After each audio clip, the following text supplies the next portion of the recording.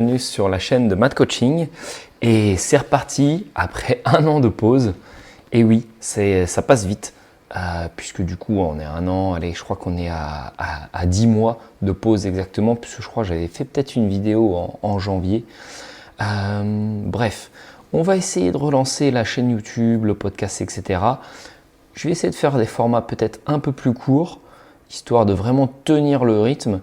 Et ce qui va être du coup intéressant pour vous, puisque je vais amener plus souvent du contenu, plus souvent du suivi de la salle, du suivi du coaching, et du coup des informations. Donc moi j'arriverai à tenir, puisque ce sera un format plus court.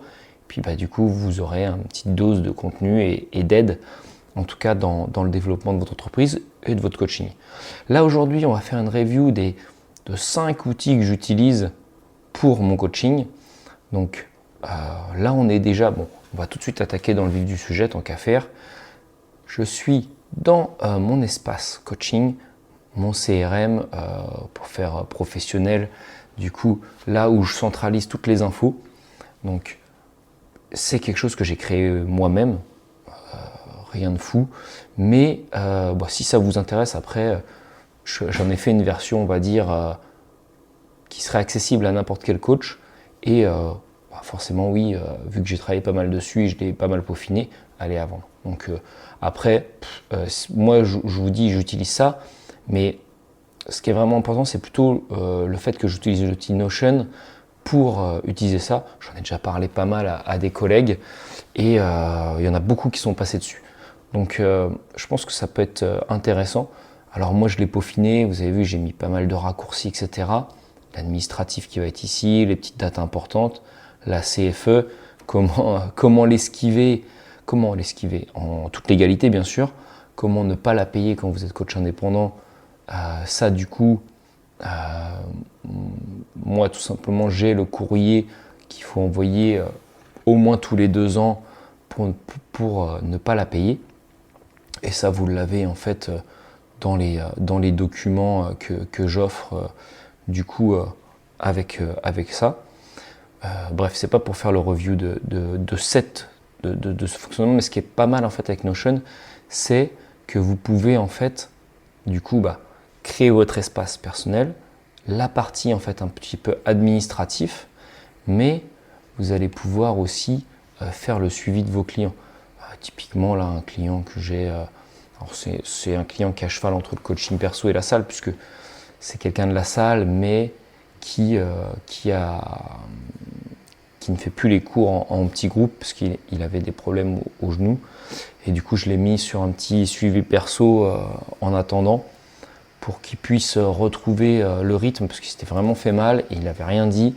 Puis il voulait presque arrêter au final, alors que s'il avait osé le dire, du coup, il aurait pu continuer à s'entraîner normalement. Donc grosso modo, voilà, j'ai son petit profil qui est créé, et, rien de particulier. Puis après, j'ai ces séances avec les petites vidéos. Bon voilà, moi, il faut que je me reconnecte, mais en cliquant dessus, je vais avoir son programme. Tac, l'outil est restreint, etc. Donc après, voilà. Ce qui est bien, c'est que vous pouvez faire votre petite personnalisation sans forcément aller aussi sans forcément aller dans quelque chose d'aussi poussé. Vous pouvez juste suivre par exemple tous vos athlètes. Et puis là, c'est à peu près tous les athlètes que j'ai eu, on va dire récemment depuis que je l'utilise. Et du coup, déjà au moins ça vous fait une bonne traçabilité dans les séances où vous en êtes par rapport à ce qui est réglé par réglé. Mine de rien, c'est important. Et où vous en êtes dans la programmation de ce que vous faites.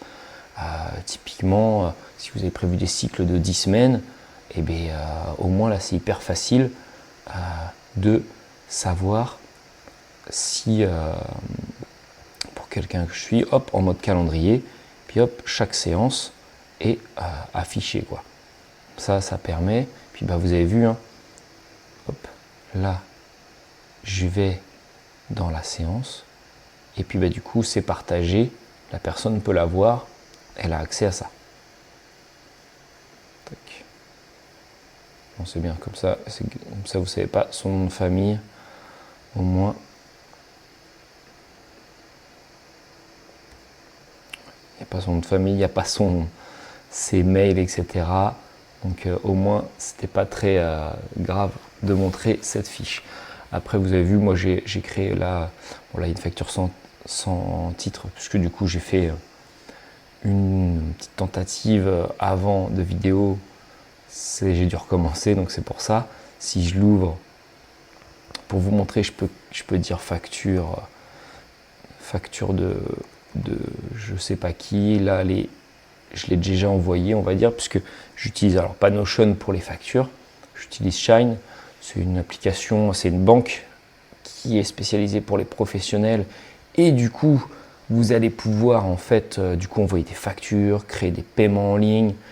Moi je l'utilise du coup, j'ai un petit boîtier SumUp, mais au final je l'utilise quasiment pas, puisque du coup en fait sur Shine j'ai comment dire, un lien direct vers par exemple la séance d'essai, puisque je facture la séance d'essai. Du coup, quelque chose que j'ai mis en place depuis que j'ai travaillé à Basic Fit, puisque du coup j'avais pas mal de lapins, donc il valait mieux verrouiller en tout cas cette séance d'essai. Puis du coup, par exemple les factures associées à la personne, hop, je peux très bien mettre URL, la somme, puis comme ça après, moi vu que j'ai créé tout un tas de liens, là je peux voir les factures au fur et à mesure des mois.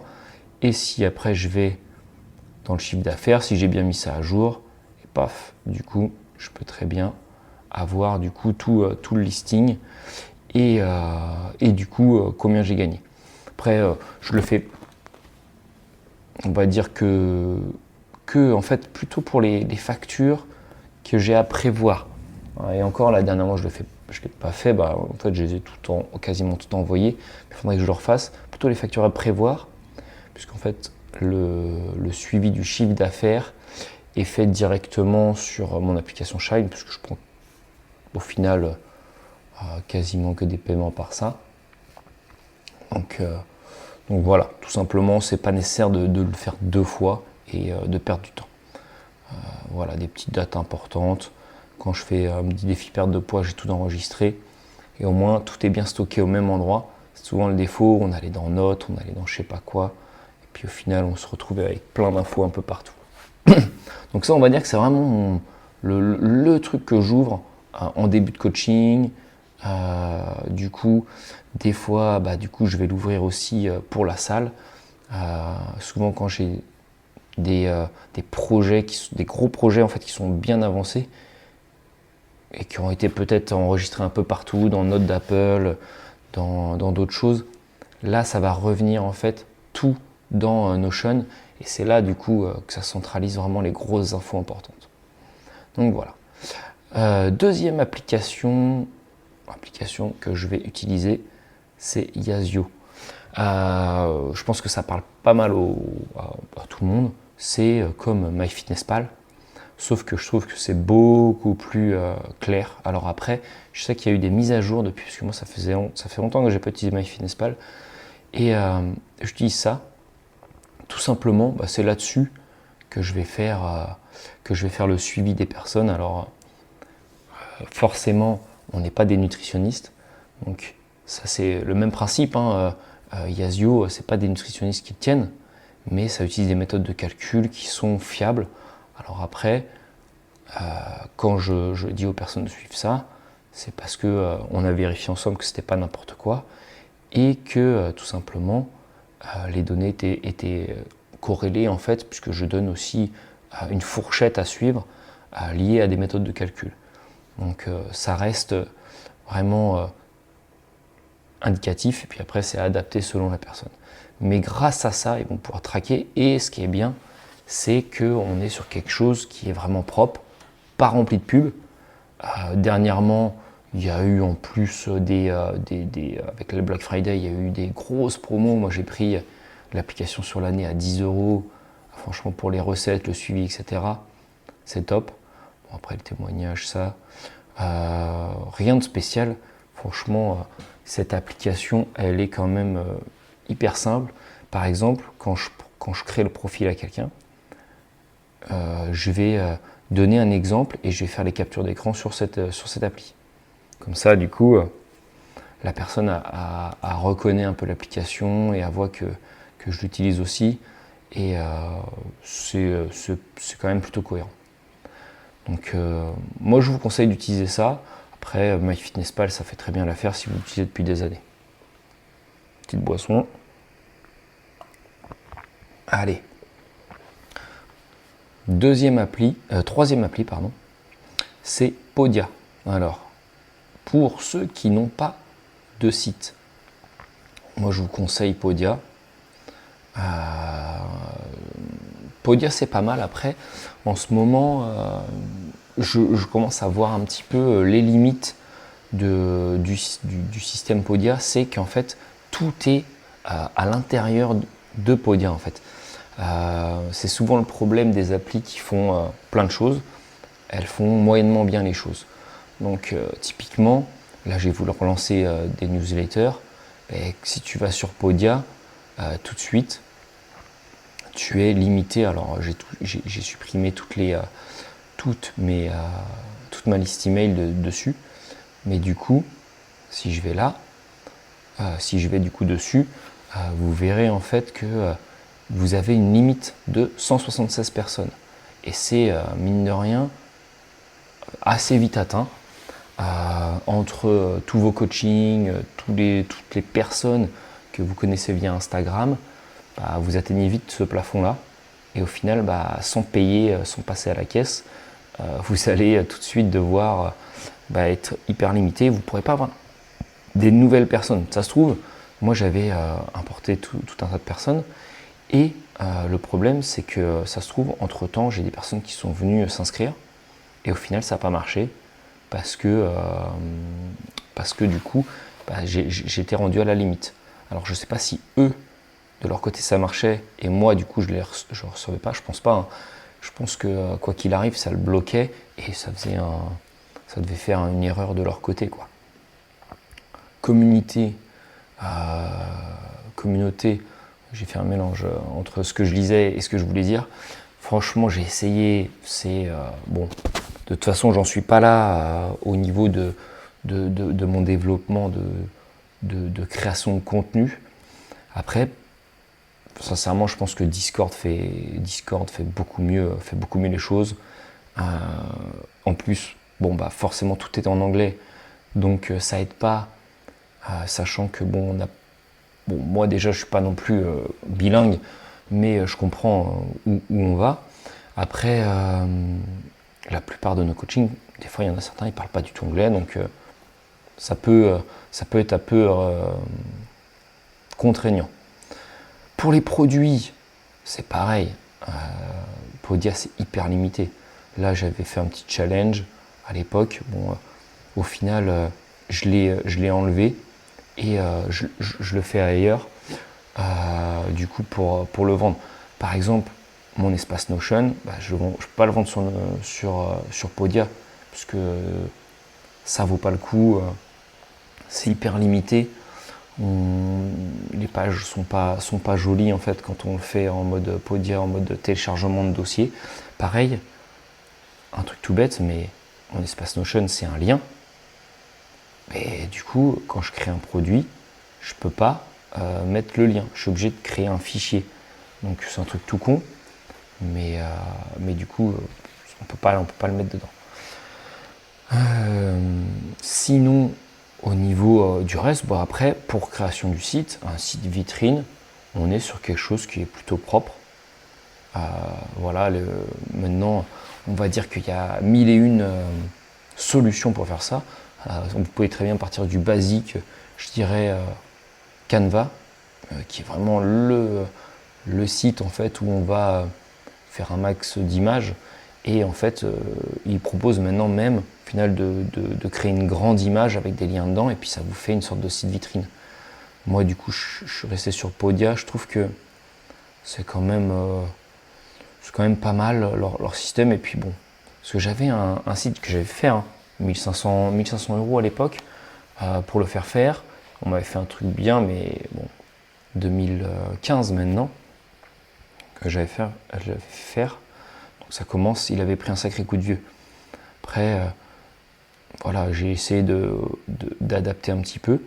Et voilà, c'est surtout, ce qui va être important, c'est, on va dire, donner les infos les infos qui sont primordiales pour les gens, qui leur parlent par rapport à leurs problèmes, et puis après, essayer de caler un rendez-vous. Après, voilà. On pourra donc, transition parfaite, justement en cliquant sur le lien de réservation le lien de réservation de rendez-vous. Ce qui va être important, c'est que les gens réservent rapidement un rendez-vous. En fait, quand ils sont sur votre site, ils sont là pour, en un minimum d'action, qu'ils peuvent réserver quelque chose. Moi, du coup, j'utilise Calendly, mais du coup, pareil, je commence à voir s'il y a d'autres solutions. Calendly, ça marche plutôt bien, ça marche même très bien. Après, je sais qu'ils deviennent de plus en plus payants. Des options que j'avais au tout début deviennent maintenant payantes. Donc après, voilà, ce qui va être important, c'est ça évite d'envoyer 36 mails. Souvent, ça arrive très souvent même, les gens envoient un mail, j'aimerais connaître vos tarifs. Et ils n'envoient que ça. Donc déjà, ces gens-là, on leur répond, on prend 10-15 minutes. Puis au final, derrière, il y a 0 réponse. Puisque en fait, ils vont acheter moins cher. Alors que si, au final, ils étaient passés par peut-être le lien Calendly, vous auriez pu discuter, développer un peu comment vous fonctionnez, dire qu'au final, c'est pas juste le prix à la séance, mais un vrai accompagnement. Et puis là, du coup, de fil en aiguille, moi, du coup, j'ai ce petit call. Et puis après, j'essaye de prendre un rendez-vous en face à face avec la personne. Et ça va être là que ça va être intéressant, puisque les gens vont voir le feeling, vraiment. Du coup, les gens vont comprendre qu'on veut proposer une vraie solution et pas juste des séances à la carte. Et là, ils vont comprendre aussi votre expertise, qu'au téléphone, c'est très très impersonnel.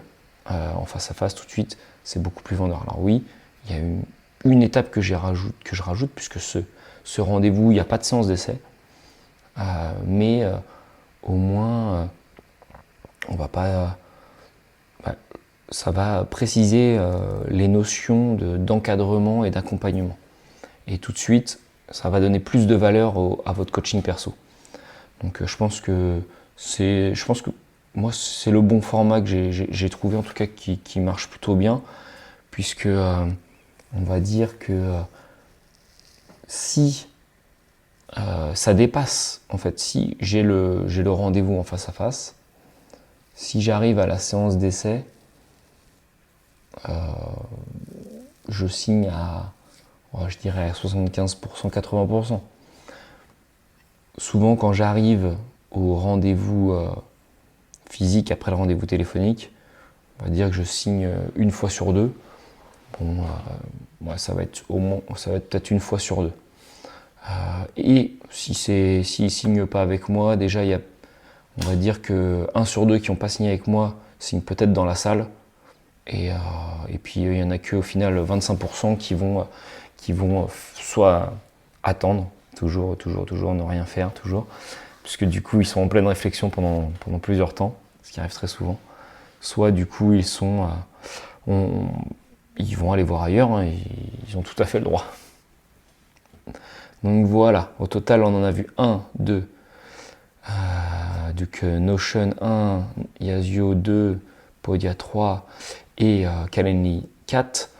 Allez, un petit 5e du coup, je crois que de toute façon j'avais dit ça serait les 5 outils que j'utilise. Là, je me suis lancé sur un système de newsletter. Donc j'ai utilisé Substack. J'ai trouvé ça via un influenceur, un créateur de contenu qui est spécialisé dans le marketing, etc. Et lui utilise ça. Je dirais que c'est plutôt pas mal, puisque ça va simplifier les choses. Par exemple, alors je suis plutôt d'accord avec lui. Actuellement, si j'avais à me lancer aujourd'hui, et j'avais pas de site internet, j'avais rien du tout, aucun réseau, etc., je pense que je lancerais un Substack. qui peut faire quasiment en fait office de site internet. Et là, tout de suite, vous allez pouvoir créer du contenu, créer des articles, et puis même créer des pages spécifiquement. Et ça va être intéressant. Puisque du coup, après, bon, vous pouvez même associer un vrai nom de domaine. Je crois que c'est une partie payante, je n'ai même pas été voir. Et si je vais dans les paramètres, ça donne quoi? Donc on peut avoir, en fait, grosso modo, c'est la création de contenu. Et vous avez en fait un site web qui va agglomérer ce contenu. Et ce qui est bien, c'est que les gens, en fait, quand ils veulent vous suivre, soit ils peuvent être sous format payant, ça c'est vraiment vous qui allez ajouter ça. Moi automatiquement je crois que vous avez des abonnements payants, mais il faut créer des posts payants, des choses payantes, ça va être à vous de voir. Et tout simplement, je suis un peu perdu là sur le dashboard, attendez, je vais retrouver de quoi montrer le site internet. Grosso modo, quand vous créez un post, automatiquement ça va l'envoyer sur le site et ça va l'envoyer à vos abonnés de votre newsletter. Donc moi c'est toutes les personnes que j'ai accumulées sur les années qui reçoivent cette newsletter. Que par le coaching, normalement que par le coaching. Il est possible qu'il y ait quelques personnes de la salle qui le reçoivent puisque des fois ils se sont abonnés à des choses ou à des défis perte de poids que j'ai fait, mais c'était via ma structure. Donc ils peuvent être un peu à cheval sur les deux. Et tout simplement, en fait, ça leur envoie. Et ce qui est bien, c'est que dès que vous créez un post, est-ce que je pourrais voir? Vous allez pouvoir, en fait, automatiquement, ça va vous créer des publications que vous pouvez partager sur les réseaux sociaux, forcément. Ça vous crée des images automatiques, ce qui est ça hyper bien, parce que souvent on perd du temps. Combien de fois j'ai perdu du temps sur Canva à pas réussir à faire ce que je veux, alors que là, ça se fait tout seul. Si vous avez fait une bonne image de base, ça vient la superposer à du texte. Et là, ça peut même créer des vidéos partageables. Alors là, je vous avoue que j'ai essayé. Pour l'instant, chaque fois, il y a un bug qui se fait. Et du coup, la vidéo ne se crée pas. Mais, dans l'idée, je pense que ça peut être super outil, vu que c'est gratuit en plus. Une vidéo, ça marche toujours mieux sur Insta, sur TikTok, pour que les gens viennent voir votre site. Donc ça peut... En fait, vous avez juste à créer du contenu et ça vous crée un site internet et ça améliore le référencement tout seul. Après, en plus, on peut créer... J'imagine qu'on peut très bien créer un post qui va être peut-être alors déjà, il y a un à propos, mais on peut très bien créer un post qui serait lié totalement à vos services. Puis au final, vous le mettez en onglet en haut, puis c'est considéré comme une page à part, quoi. Et au total, ça vous crée un peu comme j'ai sur Podia. Du coup, au final, ça peut même être redondant par rapport à Podia. Alors là, le but, c'est pas de changer, c'est de garder les deux, puisque Podia commence à être bien référencé. Là, il y a le call to action qui est vraiment intéressant au départ. Et ça va être vraiment pour créer le contenu et associer le contenu, associer les podcasts, du coup, justement, pour que tout soit lié à ce que je fais sur YouTube, etc. Donc voilà le petit dernier outil. Donc, comme je disais, si vous aviez, je suis plutôt d'accord avec c'est le mémo sur YouTube qui m'a fait découvrir ça. Plutôt d'accord avec lui. Si j'avais à recommencer, j'utiliserais ça, Substack pour le site internet et la création de contenu. J'utiliserais, du coup, après il y a juste à avoir le lien de ça. Puis après, vous avez vu, site internet, Instagram, au final, tac. Mon bento, ça c'est un petit truc aussi, c'est mieux que les Linktree que vous avez partout maintenant. Et du coup, pour la partie back-office de votre travail personnel et de votre coaching, votre espace sur Notion pour vraiment cadrer la chose. Et après, du coup, ça c'est bien pour le suivi alimentaire, puisqu'on n'est pas des experts en nutrition, donc ça peut que aider. Bien sûr, je n'utilise pas que ça, puisque souvent par exemple, typiquement, si je vois sur l'exemple, les protéines, on est toujours très bas, je trouve toujours très bas sur les applications en général, même avec un objectif sportif, donc on est toujours très bas. Puis Podia, si vous voulez aussi faire un site internet pour pouvoir vendre directement du contenu. Vous pouvez vendre du contenu, même si au final c'est peut-être pas le meilleur. Là, dernièrement, moi j'ai mis, par exemple, l'espace coaching, je l'ai mis sur Gumroad et j'ai prévu de faire des formations là, le petit programme que j'ai, si vous voulez, que j'avais créé il y a quelques temps pendant le confinement, que je suis en train de refaire au propre. Je le mettrai sur Udemy. C'est une plateforme en fait de formation et du coup ça sera beaucoup plus simple et beaucoup plus propre que sur Podia, et forcément ça sera gratuit, c'est une solution qui est gratuite, donc ça m'arrange puisque j'ai pas à payer, donc j'ai pas développé de communauté assez grande, sachant que Udemy, Gumroad, ils ont déjà des communautés et on peut être référencé en fait dans leur base de données. Donc c'est ça aussi qui va être intéressant sur ces plateformes. Si vous souhaitez, je pourrais refaire une petite revue de ces deux autres plateformes et d'autres choses que j'utilise, des petits trucs. Bon, je ne ferai pas des revues d'Instagram, etc., parce que vous connaissez. Et vous savez que les réseaux sociaux, c'est aussi une vraie base, en plus du blog, etc. Et par exemple, typiquement Instagram et TikTok, moi, c'est quelque chose que je devrais utiliser bien plus, quoi. Quand je vois, j'ai une connaissance qui a commencé beaucoup plus tard le coaching et il avait énormément travaillé son profil Instagram et ça a l'air de marcher très très fort. Mais à l'inverse, typiquement, j'ai un ancien stagiaire qui n'a pas un Instagram de fou furieux. Et au final, lui, les réseaux sociaux, pas tant que ça. Il a vraiment travaillé sur le bouche à oreille et le côté entreprise. Et au final, il s'en sort tout aussi bien. Donc il n'y a vraiment pas de méthode clé. Il y a différentes méthodes, mais ce qu'il faut, c'est essayer de la développer. Forcément, si un jour vous piochez, vous dites bon je vais faire un Substack et je vais faire du contenu, et puis au final 3 semaines après ça s'arrête, non, ça va pas marcher.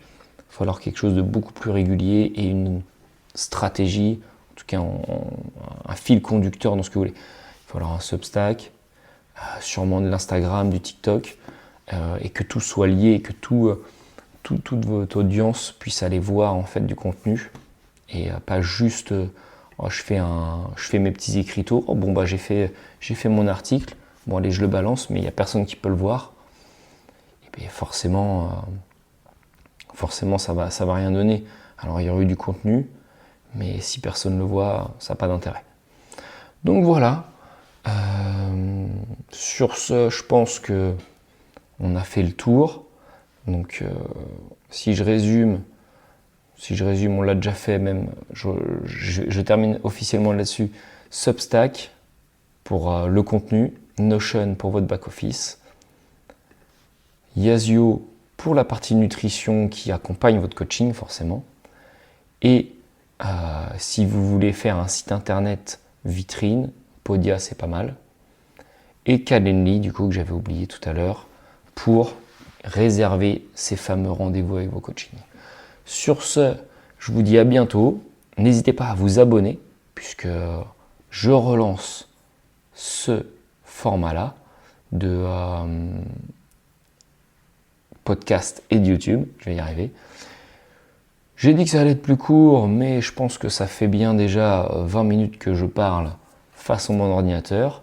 Donc, allez, on se retrouve prochainement pour d'autres informations du coaching, du business et du sport de manière générale. Allez, salut!